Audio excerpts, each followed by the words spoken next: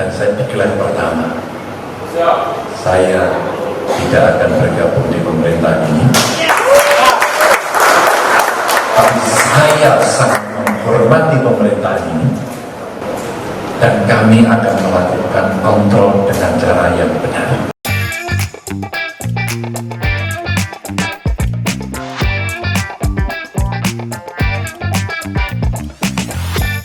Pilpres 2024 sudah selesai. Dengan segala kontroversinya, Prabowo Subianto sudah pasti akan dilantik menjadi Presiden Republik Indonesia di bulan Oktober nanti. Dengan begitu, selama 5 tahun ke depan, bangsa Indonesia ini akan dipimpin oleh seseorang yang berlatar belakang militer dan tentu akan membawa gerbong banyak orang dengan latar belakang militer juga. Dan seperti sudah kita duga semua, beberapa partai yang tadinya berlawanan di Pilpres dengan Prabowo ini mulai merapat seakan takut tidak kebagian kekuasaan. Seperti Partai Nasdem misalnya, di mana Surya Paloh langsung merapat dan menyatakan akan ikut bergabung di dalam kabinet pemerintahan Prabowo. Ini tentu saja kontras banget dengan jargon Nasdem waktu mengusung Anies Baswedan menjadi calon presiden kemarin, yaitu perubahan. Tidak ada yang berubah dari Nasdem, selain cuman jargonnya saja.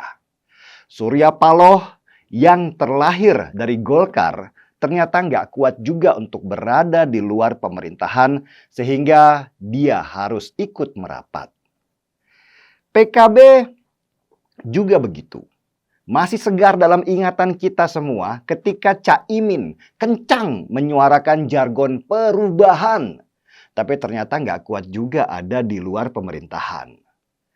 Tapi kalau PKB pimpinan Caimin merapat sih, itu lebih bisa diterima. Karena ada ancaman.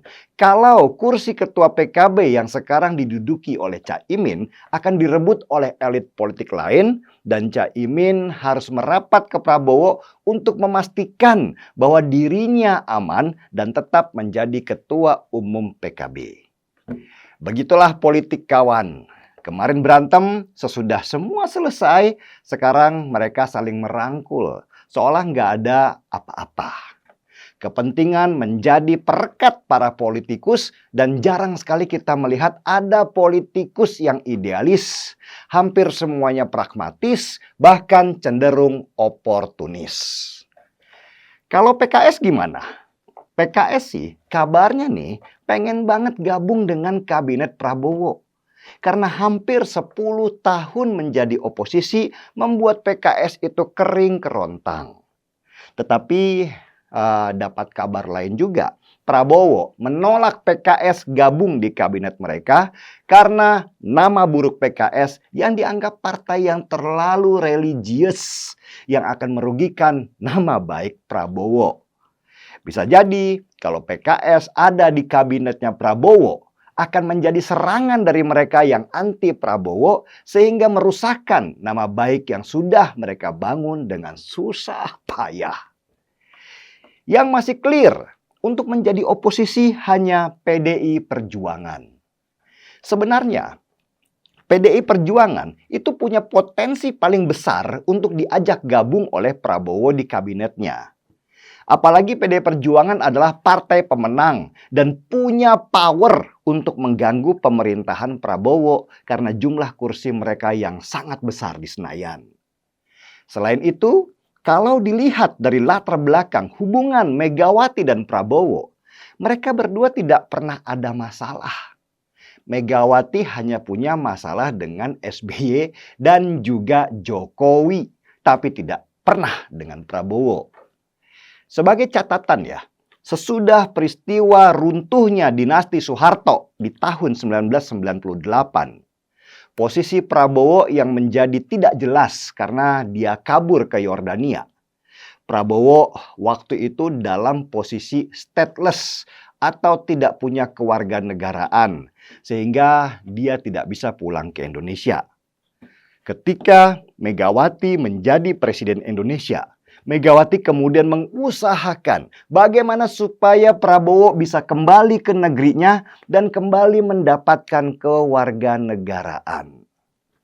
Tentu Prabowo tidak akan pernah lupa jasa Megawati itu. Sehingga ketika akhirnya Prabowo yang menjadi presiden, tentu dia akan lebih terbuka mengajak Megawati masuk di dalam kabinetnya dibandingkan dengan Surya Paloh dan Caimin. Tapi sepertinya bergabung di kabinet pemerintahan itu bukan lagi obsesi PDI Perjuangan sekarang ini.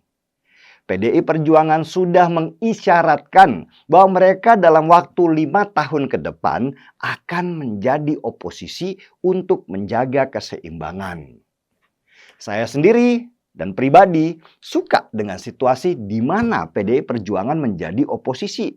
Karena PDI Perjuangan itu punya pengalaman puluhan tahun menjadi oposisi sebelum akhirnya mereka menang dan mengisi pemerintahan di tahun 2014. PDI Perjuangan lebih matang menjadi oposisi daripada bergabung di koalisi yang menjadikan partai itu menjadi gemuk dan lamban. Oposisi itu posisi terhormat. Justru akan lebih menarik ketika dalam posisi oposisi itu kritikan PDI Perjuangan bisa lebih murni dan punya kepentingan buat rakyat di saat pemerintahan nantinya berpesta pora dengan berbagai macam kepentingan.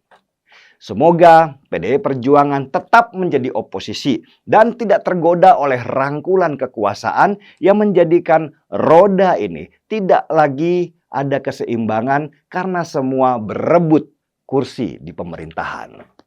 Semoga aja ya kita seruput dulu kopinya kawan.